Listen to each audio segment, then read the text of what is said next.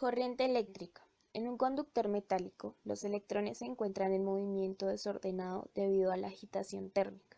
No tienen ninguna dirección de movimiento definida a lo largo del alambre, pues el número de electrones que se desplazan en un sentido en promedio es igual al número de los que se desplazan en sentido contrario.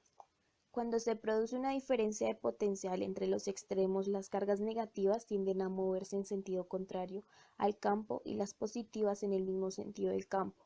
Si se aplica un campo eléctrico en el interior del conductor, este campo actuará sobre las cargas libres, poniéndolas en movimiento, estableciendo lo que se denomina corriente eléctrica en el conductor. El sentido de la corriente eléctrica se ha establecido de acuerdo con el sentido del movimiento de las cargas positivas.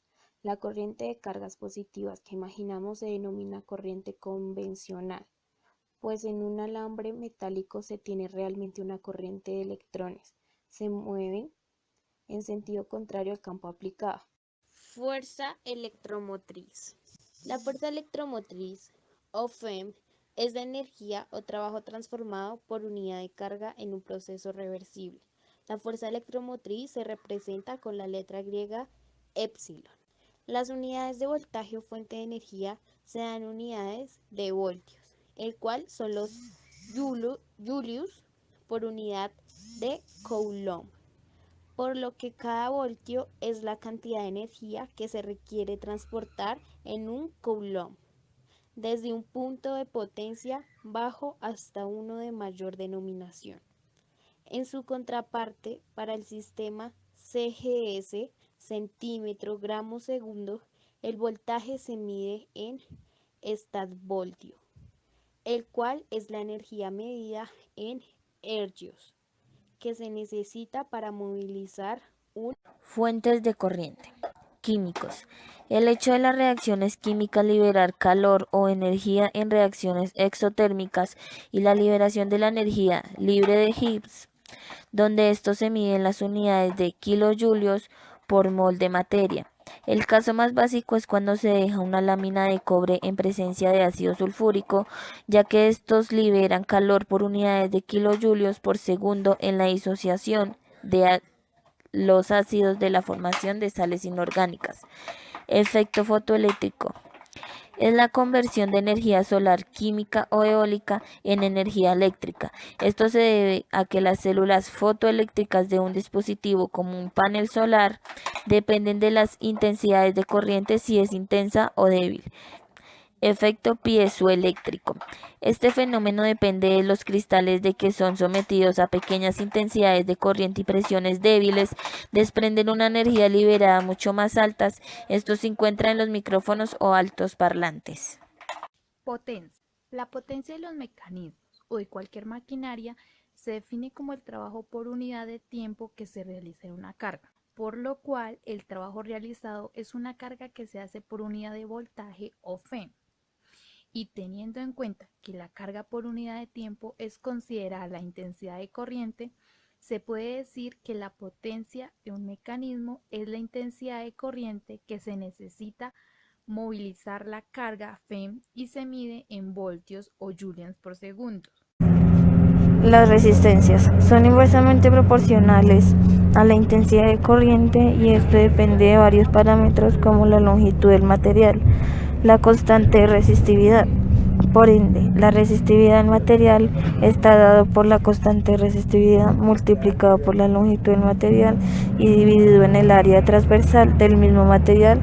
Sus unidades son ohm. Los códigos de bandas de las resistencias dependen de un valor nominal y de un multiplicador presente en la tercera banda, que empieza desde el color negro y un valor nominal de 0 y un multiplicador de 1, hasta el color violeta con valor nominal de 7 y un multiplicador de 10 millones de ohm.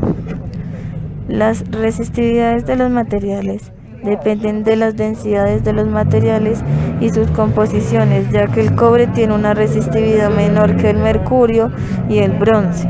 Aleación cobre-zinc tiene una resistividad intermedia entre los materiales. Vamos a explicar el código de colores en resistencias de 4 y 5 bandas. Tiene un código de color y un valor nominal.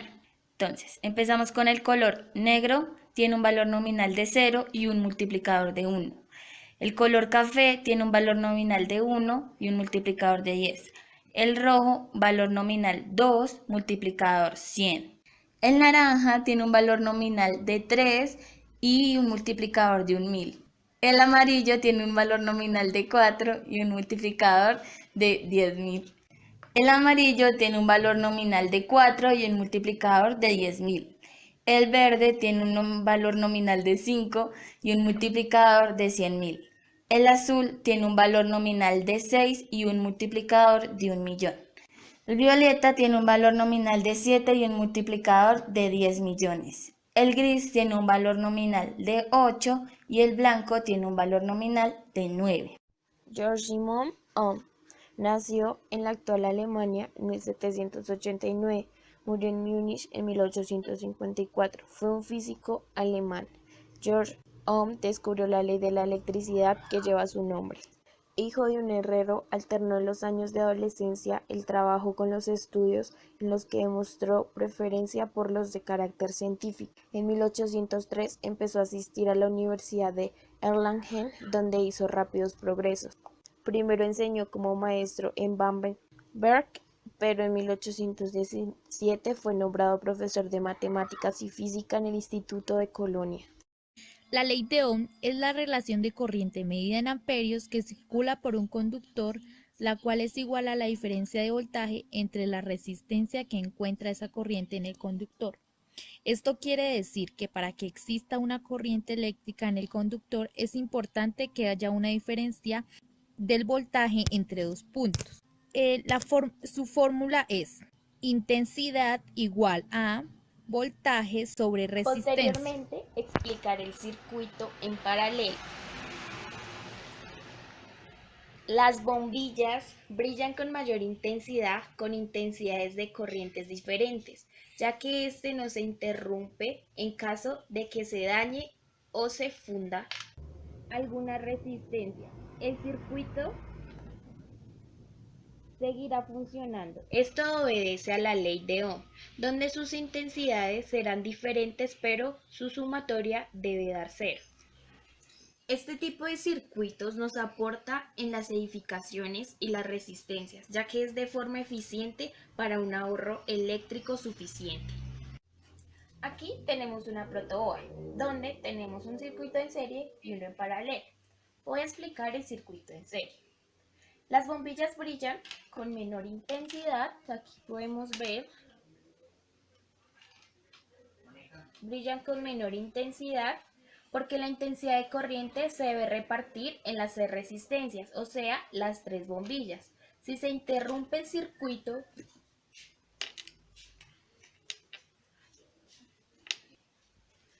los demás bombillos se apagarán, es decir, se interrumpe la intensidad de corriente tal como lo podemos ver y no servirá al montaje. Bueno, los materiales son cable rojo, que es positivo, negro, que es negativo, LEDs, en este caso fueron 3, resistencias de 1 kilo ohm. Bueno, conectamos una de las patas del receptor en un positivo polar y la otra pata se conecta al otro espacio de la pista. En la misma línea vertical de la pista donde se puso la segunda pata de la resistencia, se pone la pata negativa de LED, la cual es la más corta. En la misma línea horizontal de la pata negativa se pone la pata positiva de LED y verticalmente a la pista se pone un extremo de cable negativo y el otro extremo se pone en la pista negativa. Repetimos el proceso 2 veces poniendo la primera pata de la resistencia debajo del extremo del cableado. Conectando al negativo para finalizar, se pone un cable negativo conectando encima de la pata de la primera resistencia. y un cable positivo conectando a la pista verticalmente a la pata negativa del último LED. Y se conectan los dos cables sobrantes a la pila.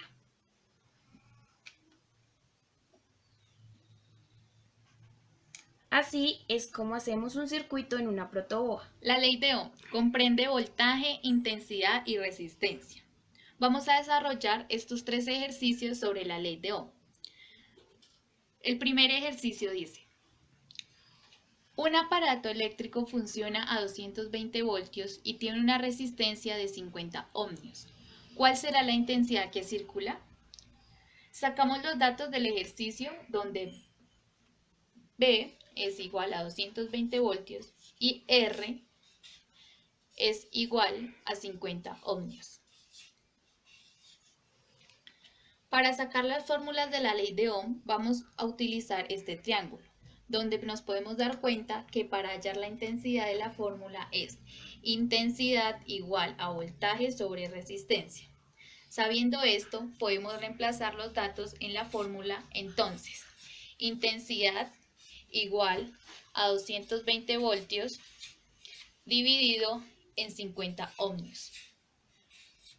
Utilizamos la calculadora y el resultado final es intensidad igual a 4,4 amperios.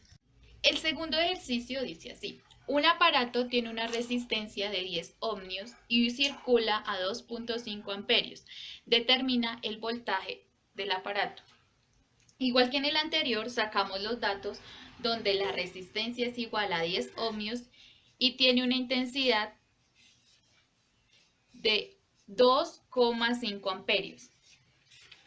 Utilizamos nuevamente el triángulo para hallar la fórmula correspondiente, donde voltaje es igual a intensidad por resistencia, donde B es igual a intensidad por resistencia, y reemplazamos datos.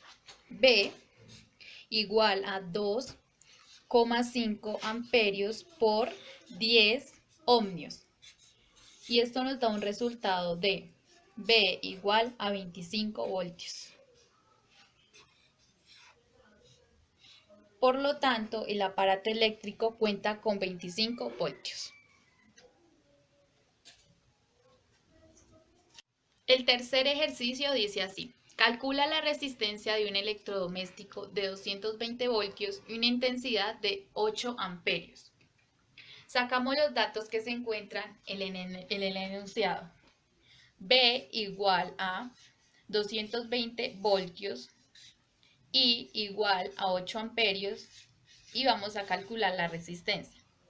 Para hallar la resistencia utilizamos la fórmula.